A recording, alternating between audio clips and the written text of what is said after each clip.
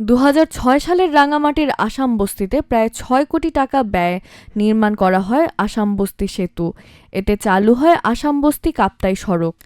স্বাধীনতার পর থেকে বিচ্ছিন্ন থাকা বিস্তীর্ণ এলাকাটিতে সড়ক যোগাযোগ স্থাপন হওয়ায় খুলে যায় স্বাস্থ্য, শিক্ষা, পর্যটন, শিল্পসহ অর্থনীতির সম্ভাবনার দুয়ার। এই সেতুটি ওই অঞ্চলের জনজীবনে নিয়ে আসে যুগান্তকারী পরিবর্তন। এ সড়কে প্রতিদিন রাঙামাটি বিজ্ঞান ও প্রযুক্তি বিশ্ববিদ্যালয় সহ বিভিন্ন শিক্ষা প্রতিষ্ঠানের শিক্ষার্থী এবং পর্যটকবাহী শত শত গাড়ি চলাচল করে। সেতুটা আসলে আমি বলতে যেভাবে তৈরি করা হয়েছে আগে থেকে একটু লাগে আমার কাছে, মানে মনে হয় যে একটু দুর্বল টাইপের। কারণ বড় গাড়িগুলো আসলে দেখা যায়, যেগুলো আপনার লোডওয়ালা গাড়ি আছে, ট্রাক, ওগুলো আসলে দেখা যায় যে গাড়িটা জাম্পিং করে, মানে এটা নড়াচড়া করে এবং অনেকটা দেখা যায় যে স্কন্সের মতোই হয়, ওই ঝুলন্ত সেতুর মতো হয়ে গেছে। যেহেতু এখানে একটা প্রযুক্তি বিশ্ববিদ্যালয় এরিয়া, এখন প্রযুক্তি বিশ্ববিদ্যালয় আছে, তো এই হিসাবে আসলে আমি মনে করি যে এই ক্রিয়াটা সস্তা করা অতি প্রয়োজন। এখন যোগাযোগের ক্ষেত্রে অনেক সুবিধা হয়েছে। তো মানুষজন তাদের এখানকার যে পরিদর্শন দ্রব্য, সেখানে তারা দিনে দিনায় যাতায়াত টাকা করতে খাচ্ছে, তাতে বিভিন্ন জায়গাতে যোগাযোগ ক্ষেত্রে সহজ হয়ে থাকে। আর এখন যেটা দেখা যায় আপনার এই ব্রিজ হওয়ার কারণে, রাস্তাঘাট উন্নত হওয়ার কারণে এখন এখানকার জায়গা জমির দাম অনেক বেড়ে গেছে। আর এটা আর কি আমার জানা মতে, তো এই ব্রিজটা কিন্তু অবশ্যই সকলের জন্য উপকার হচ্ছে আর কি। কাপ্তাই হ্রদের উপর নির্মিত সেতুটিতে গেল বছর থেকে ত্রুটি দেখতে পায় এলজিইডি কর্তৃপক্ষ। বিশেষজ্ঞ টিম পরিদর্শন করে সেতুটি সংস্কার প্রকল্প গ্রহণের পরামর্শ দেয়। প্রায় ১,৮০,০০,০০০ টাকা ব্যয়ে সেতুর ২১টি পিয়ার মাধ্যমে সংস্কার করা হয়। রিট্রোফিটিং এটা আসলে খুবই সফিস্টিকেটেড ধরনের একটা কাজ।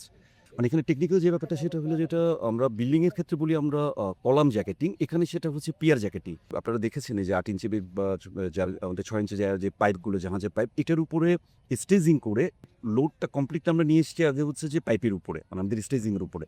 পরবর্তীতে আমাদের বাইরের আমাদের যে আস্ত যে জায়গাটা আমাদের ক্ষতিগ্রস্ত হয়েছে, ওই অংশটা আমরা আসলে ফেলে দিয়েছি। ফেলে দেওয়ার পরবর্তীতে আমরা আবার নতুন করে রড ইনসার্ট করে এবং স্পেশাল কেমিক্যাল দিয়ে এটা ঢালাই করে, যার ফলে পরবর্তীতে ধরুন আমাদের যেটা ১,০০০ দেয়া যেটা কলাম ছিল, এটা ফাইনালি হয়ে গেছে আমাদের ১১০০। উইদিন 15 ডেজ আশা করছি আমরা আসলে আমাদের স্পেকুলেট আমরা শেষ করে ফেলতে পারবো। আমাদের টার্গেট ছিল, আমরা যদি করতে পারতাম, এটা আসলে টার্গেট ছিল আমাদের বছরখানেকের ভিতর শেষ করা, কিন্তু পানি আসলে কাজ করা যায় না, বছরে 2 থেকে 3 মাস হার্ডলি এই ধরনের কাজ করা যায়। এই কারণে আসলে আমাদের একটু সময় নিয়ে আসলে কাজটা করতে হয়েছে। আমরা যখন করেছি আসলে রাত দিনে আমাদের কাজ করতে হয়েছে।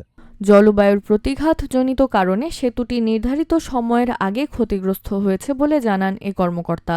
দীর্ঘদিন এটা পানির নিচে থাকার কারণে জলবায়ু পরিবর্তনের একটা অভিঘাত আছে। তাছাড়া এটা ভারী গাড়ি চলে, ওভারলোডেড গাড়ি চলে, সব কিছু মিলিয়ে এই ব্রিজটা আসলে ক্ষতিগ্রস্ত হয়েছে। এই পিয়ার কলামগুলো বিভিন্ন জায়গায় ফাটল দেখা দিয়েছে এবং রড বের হয়ে গেছে। পানিতে ডুবে থাকার কারণে বছরে 9 মাস প্রায় পানিতে ডুবে থাকে, যার কারণে রডগুলো বের হয়ে গেছে।